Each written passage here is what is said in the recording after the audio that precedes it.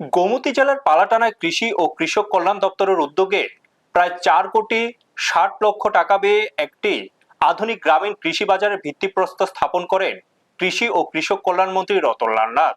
একই দিনে তিনি তুলামুড়া ও গর্জি কৃষি বাজারের নতুন ভবনেরও উদ্বোধন করেন। অনুষ্ঠানে বক্তব্য রাখতে গিয়ে মন্ত্রী বলেন, কৃষক বাঁচলে দেশ বাঁচবে। কৃষকরাই দেশের অন্নদাতা।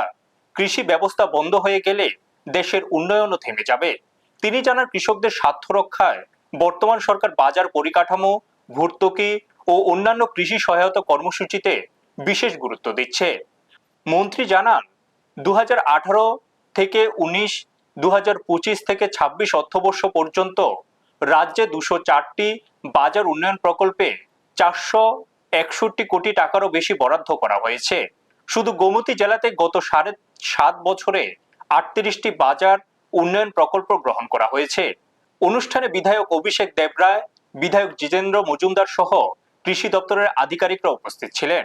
ব্যুরো রিপোর্ট, নিউজ তৎকাল 24।